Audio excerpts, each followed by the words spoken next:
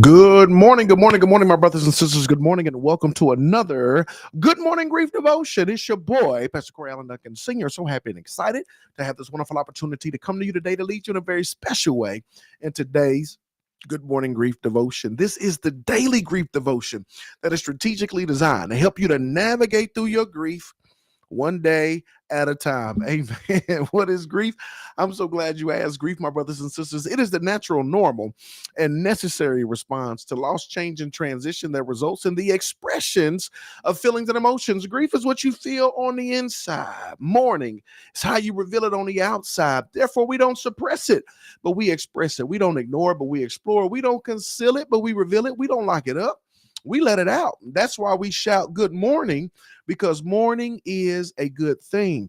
And I'm so glad that you're here with us on today as we got to prepare to lead you in a very special way in today's Good Morning Grief Devotion. Yeah, thank you for joining us on today. You know, on Sundays we keep it short because we're headed to the house of God. Today is day 124. Thank y'all for coming back for some more. We're going to talk about grieving someone still living. Grieving someone still living. Now, we talk about grief all the time, and I tell you that grief deals with loss, change, and transition. It's not just people that die and pass on, but any loss, change, or transition you deal with in life, guess what? You may go through grieving, and you can grieve people that are still living. Let's talk about it, y'all. Grief isn't always tied to death. That sometimes it's the slow, silent ache of losing someone who's still alive. A parent no longer recognizes you because of dementia.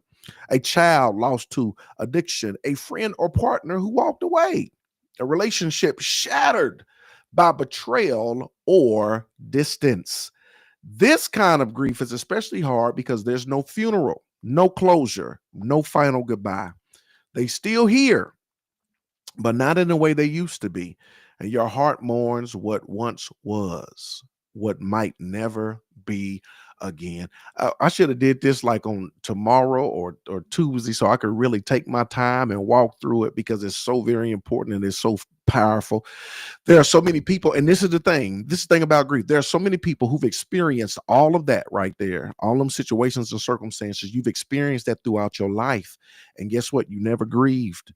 You never grieved the friendship. You never grieved the partner. You never grieved the relationship. You never grieved the anticipatory grief of the parent with dementia. So many things that we've navigated through life that we never took the time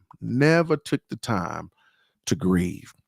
And all of these things that were mentioned, guess what? We can go through seasons where we grieve. And unlike funerals are designed for celebration and also for grief, right? For mourning. And so that gives us an opportunity to give us some type of closure, to be able to celebrate, to be able to mourn, to be able to express, to be able to do all of that. Grieving people that are still living, guess what? A lot of times there's no funeral, there's no closure, there's no final goodbye, right? And so we mourn what once was and what may never be again. What do we do with that? You may feel confusion, guilt, anger, or even shame.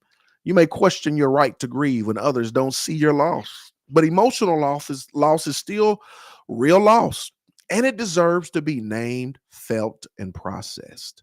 You got to name it, you got to feel it, you got to process it. Emotional loss is still loss. It deserves to be named, to be felt, and to be processed. God sees your invisible sorrow.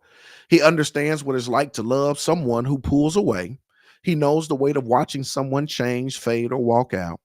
And he meets you in that quiet, complicated grief with compassion and not condemnation. Here's your point of application, beloved. If you're grieving someone still living, speak it aloud today. This hurts. It's real. Journal or pray about it, what you miss, what you wish for, and what you need to release.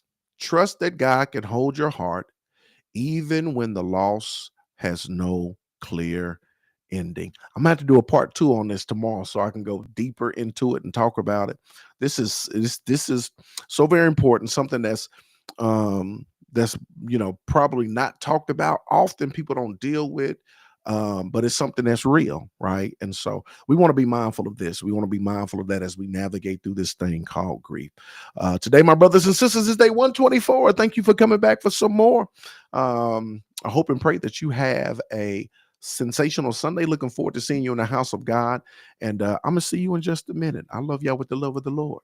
Let's go.